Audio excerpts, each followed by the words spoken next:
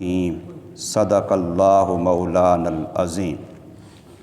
جو مخلوق ہے آسمانوں میں اور زمینوں میں، ساری کی ساری اسی اللہ کی تابع داری کرنے والی ہے، اور وہی اللہ ہے جس نے پہلی دفعہ بنایا مخلوق کو، پھر دوبارہ لوٹائے گا اس کو، اور وہ زیادہ آسان ہے اس اللہ پر، اور اس اللہ تبارک و تعالی کے لیے شان و مرتبہ ہے بہت بلند آسمانوں میں اور زمین میں، اور وہی غالب حکمتوں والا ہے۔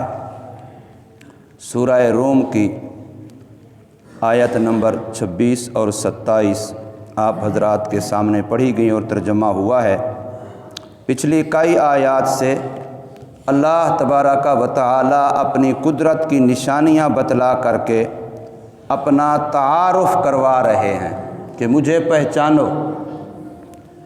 اور اگر غور کیا جائے، انسان بلکہ تمام مخلوقات کے بنانے کا مقصد ہی معرفت الہی ہے، اللہ کی پہچان، یہ ہمارا اصل کام ہے۔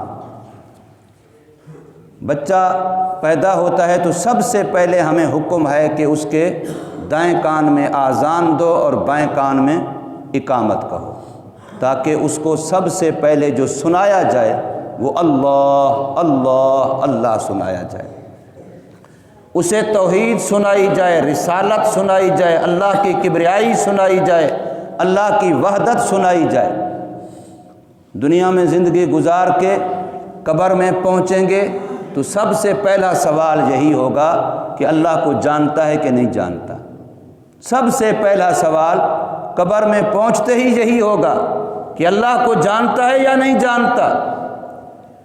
من ربوں کا، تیرا پالنے والا پروردگار رب کون ہے، اس کا کوئی اتا پتہ ہے کہ نہیں ہے؟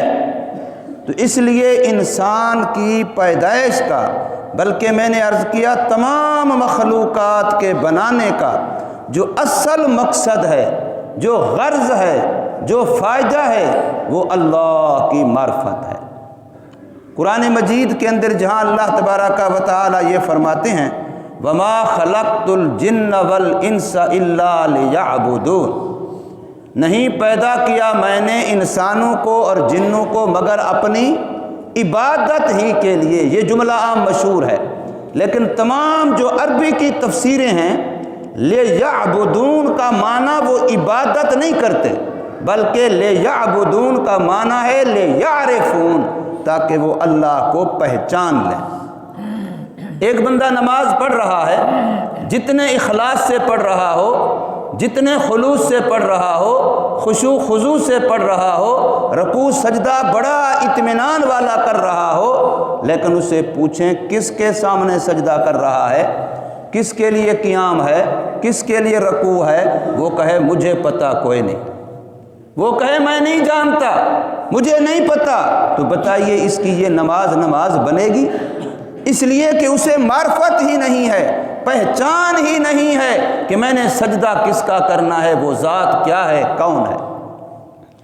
تو قرآن مجید کے اندر سب سے زیادہ زور اسی پر دیا گیا ہے کہ انسان اللہ کو پہچان لے، انسان اللہ تبارک و تعالی کی معرفت حاصل کر لے۔ اور حدیث قدسی جو مشہور ہے کہ رب کائنات فرماتے ہیں کنت کنزا مخفیا فاحببت ان اعرف، میں تو ایک پوشیدہ خزانہ تھا، پھر مجھے اچھا لگا کہ میری معرفت ہو، میری پہچان ہو، فخلقت الخلق، تو اپنی پہچان کے لیے میں نے مخلوق پیدا کی۔ اس لیے ہم ڈنکے کی چوٹ کہتے ہیں کہ کائنات کا ذرہ ذرہ اللہ کی پہچان کرواتا ہے، پتا پتا بتلاتا ہے کہ رب ہے، ذرہ ذرہ بتلاتا ہے کہ رب ہے۔ ساری کائنات ہے ہی اللہ کی پہچان کرانے کے لیے۔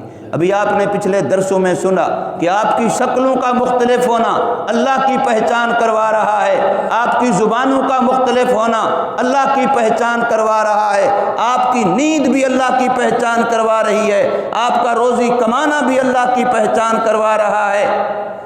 جب انسان کی باطن کی آنکھ کھلی ہو، رات اور دن کا نظام، سورج اور چاند کا نظام، سردی اور گرمی کا نظام، موت اور حیات کا نظام، صحت اور بیماری کا نظام، دوستی اور دشمنی کا نظام، اولاد کے ہونے اور نہ ہونے کا نظام، یہ سارا اللہ کی معرفت اور پہچان کروا رہا ہے کہ وہ ہے۔ ایک سوئی ایک جگہ پر رکھی ہو، اپنے آپ خود دوسری جگہ پر ہٹتی نہیں ہے جب تک کوئی ہٹائے نہیں۔ تو اتنا بڑے نظام میں روزانہ کتنا تغیر ہو رہا ہے، کتنا تبدل ہو رہا ہے۔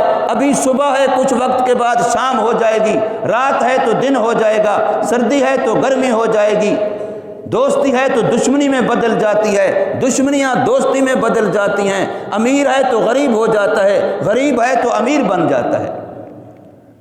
2-4 دن پہلے حضرت کے پاس بیٹھا تھا میں، ایک بندہ آیا حضرت انوری صاحب کے پاس، تو کہنے لگا کہ حضرت جو لوگ ایک وقت میرے نوکر تھے آج میں ان کا نوکر ہوں، آج میں انہی کی دکان پہ نوکری کرتا ہوں۔ عجیب بات نہیں؟ اس سے اللہ پہچانا نہیں جاتا؟ اس سے اللہ تبارک و تعالیٰ کی معرفت نہیں ہوتی؟ اس کی کون سی چیز؟ ہاتھ وہی ہیں، پاؤں وہی ہیں، دماغ وہی ہے، زبان وہی ہے، آنکھ وہی ہے، سارے جسم کا سسٹم تو وہی ہے۔ ایک وقت میرے پاس وہ نوکر تھے اور آج میں ان کا نوکر ہوں۔ تو یہ اللہ کی معرفت ہے، یہ اللہ کی پہچان ہے۔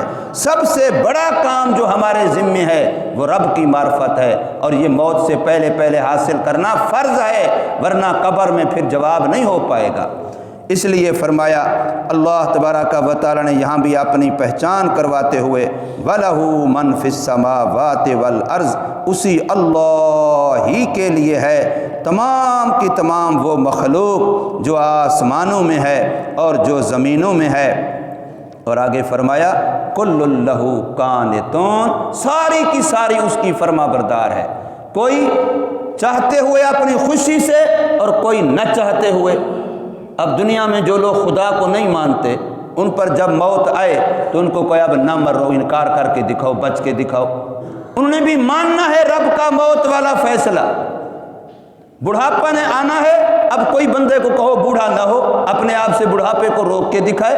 رات نے ہونا ہے، دن نے ہونا ہے، کوئی روک کے دکھائے۔ اب یہاں سب نے ماننا ہے، چاہے تب بھی ماننا ہے، نہ چاہے تب بھی۔ بندہ کہتا ہے یار کام بہت پڑا ہے، وقت بہت تھوڑا رہ گیا، اب اگر اس کے بس میں ہوتا نا تو یہ سورج کو، دن کو، گھڑی کو بریک لگا دیتا کہ بھی چلو میرا کام پورا ہو جائے، وقت کو تھوڑی دیر کے لیے بریک لگا، لیکن اس کے بس میں نہیں ہے، یہ چاہے نہ چاہے اس نے ہونا ہے۔ یہ معنی ہے کُلٌّ لَهُ قَانِتُونَ، سارے کے سارے، کوئی خوشی سے چاہتے ہوئے، کوئی نہ چاہتے ہوئے بھی اللہ کا حکم ماننا پڑتا ہے۔ سارے کے سارے اسی کے تابع دار ہیں، اسی کے اطاعت گزار فرما بردار ہیں۔ وَهُوَ الَّذِي، وہی اللہ ہے جس نے پہلی دفعہ پیدا کیا مخلوق کو، اس میں کوئی شک اور شبہ نہیں ہے۔ ثُمَّ يُعِيدُهُ، پھر وہی اللہ ہی دوبارہ لوٹائے گا اسی مخلوق کو۔ وَهُوَ أَهْوَنُ عَلَيْهِ، اور وہ اللہ پر آسان ہے۔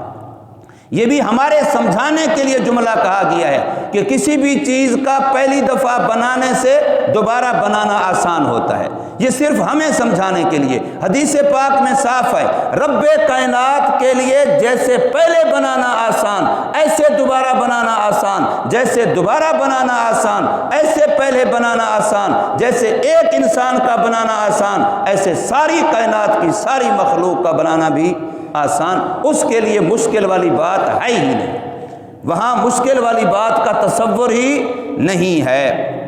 اس لیے فرمایا وہ زیادہ آسان ہے اس اللہ تبارک و تعالیٰ پر، اور اس اللہ کے لیے شانیں ہیں جو بلند و بالا ہیں آسمانوں میں بھی اور زمینوں میں بھی، اور وہی اللہ غالب ہے، جو چاہتا ہے پھر کوئی اس کے حکم کو روک نہیں سکتا۔ الحکیم، وہ حکمتوں والا ہے، اس کا کوئی حکم بھی حکمت اور دانائی سے خالی نہیں ہے۔ اللہ تبارک و تعالی ہمیں اپنی کامل معرفت نصیب فرمائے، اور معرفت والے اللہ پاک ہمیں سجدے اور عبادت بھی نصیب فرمائے۔